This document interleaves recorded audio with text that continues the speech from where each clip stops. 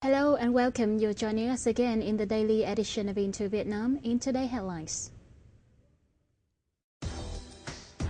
Prime Minister Nguyễn Tấn Dũng says Vietnam's economy will grow 5.8% in 2014.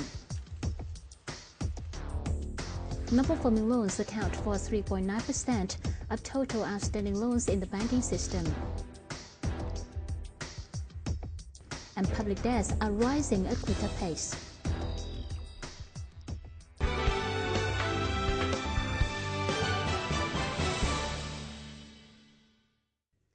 Prime Minister Nguyễn Tấn Dũng said on Monday, October the 20th, at the National Assembly opening session that Vietnam's economy is expected to expand 5.8% in 2014, in line with the government target and faster than last year.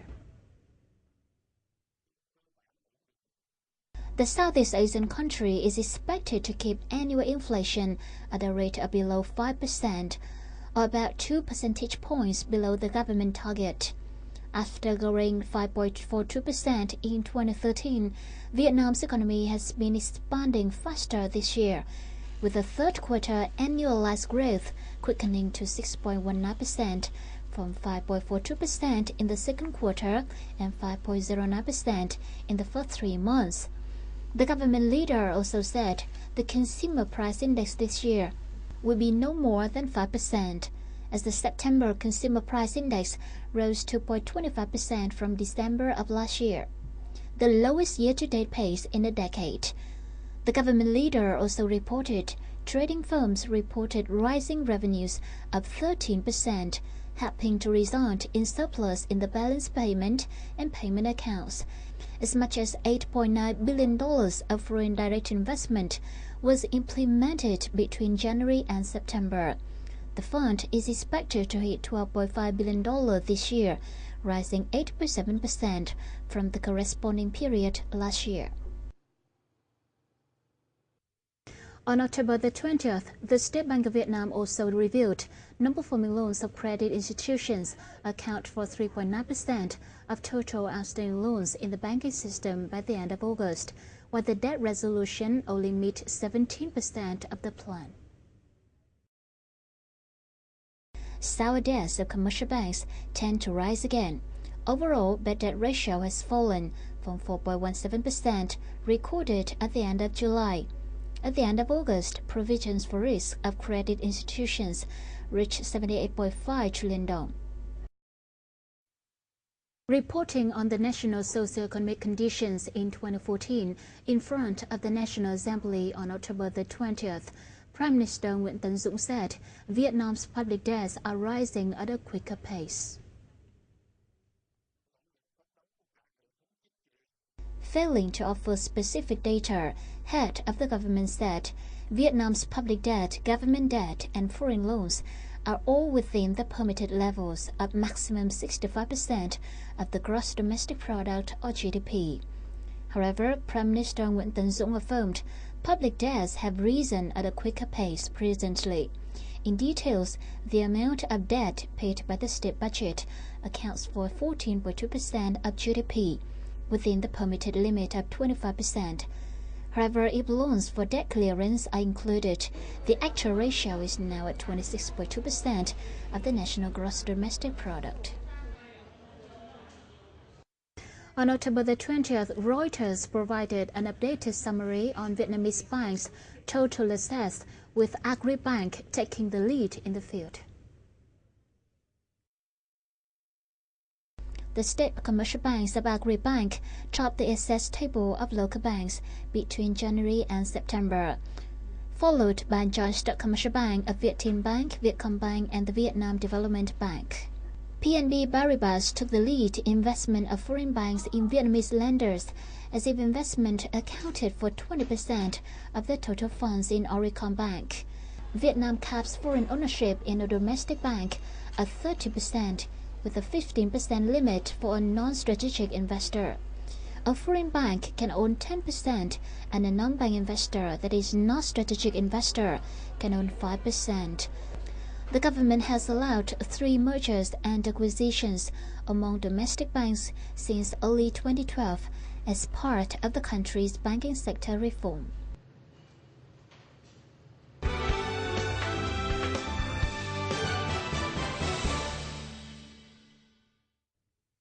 In its research on Vietnam's retail market, Nelson Vietnam estimated the market will thrive to bring about $100 billion in 2016. According to reports by the Vietnam's Retailer Association, total retail sales and services between January and September of 2014 hit 2.14 billion dong, rising 6.2% from the corresponding period last year.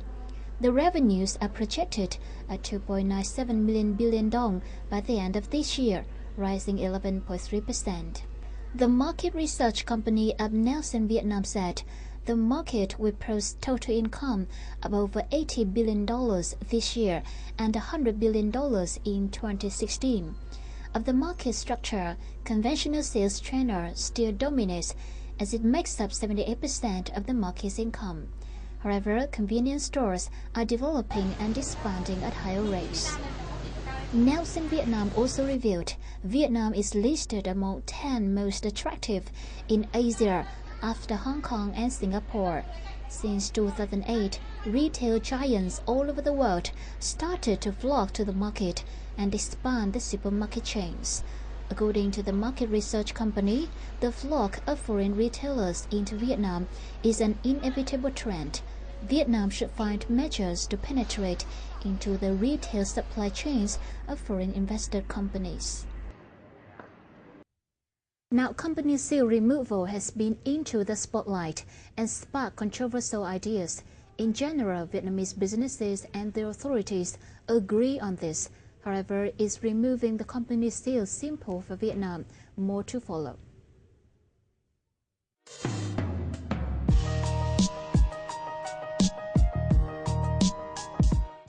The company seal has become a tangible power in a long while.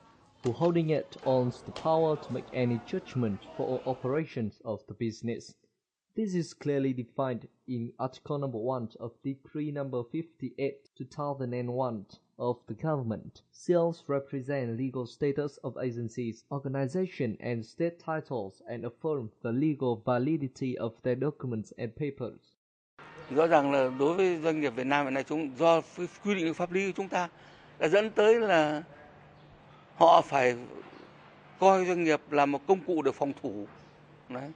Nên họ giữ chặt con dấu và họ coi như là đấy là một thứ gọi là ngọc tỷ của vua.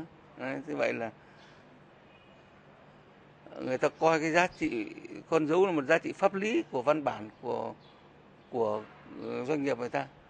Anh nào có chức danh tổng giám đốc rồi mà nắm được con dấu là có thực quyền, còn nhà không có con dấu là không có thực quyền. Nên anh nào chiếm con dấu là nắm được toàn bộ nhịp tim của doanh nghiệp. Và doanh nghiệp nếu bị mất dấu thì coi như bị chết, là coi như doanh nghiệp bị phá sản. Nên thành ra là cái địa vị pháp lý của cái con dấu nó trở nên vô cùng quan trọng.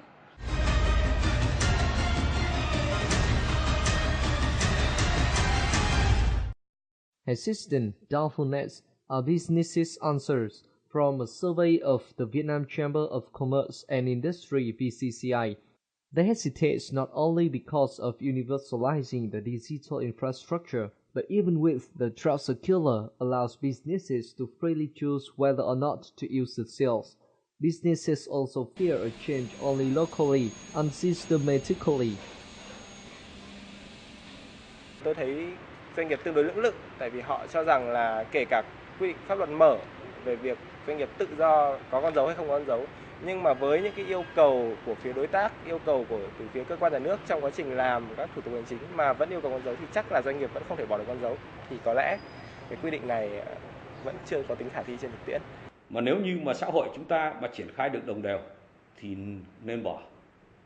Nhưng mà đương nhiên nó phải có lộ trình, là bởi vì nhiều người chưa có tiếp cận được với lại cái kỹ thuật số, chưa có trang bị về hạ tầng kỹ thuật số thì làm sao mà đăng ký kỹ thuật số.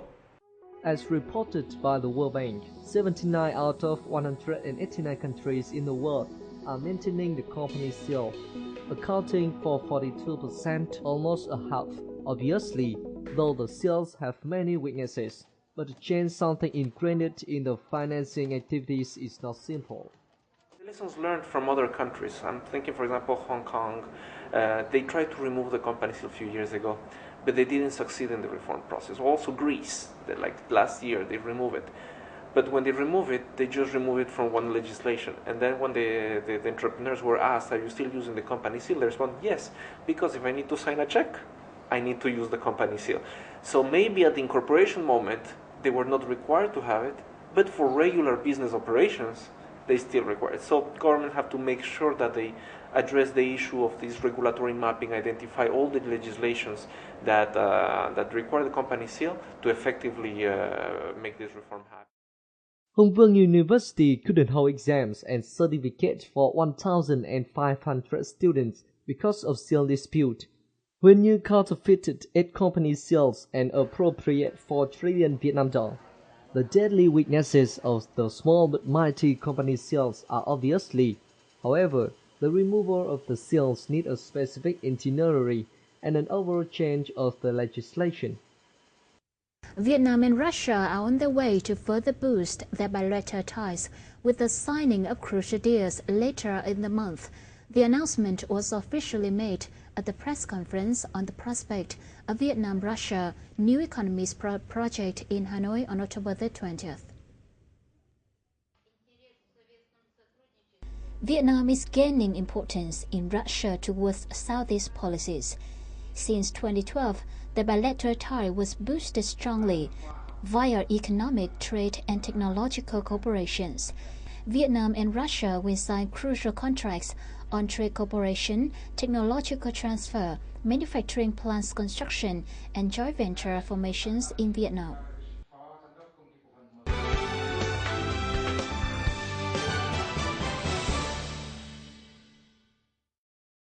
As usual, the final part is summary of local gold prices, forex, and stock market.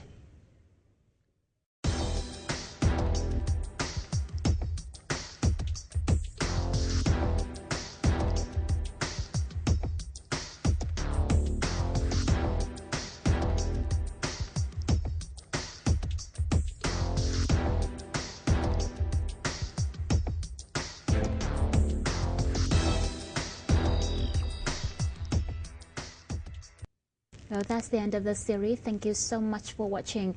Enjoy your week ahead and goodbye for now.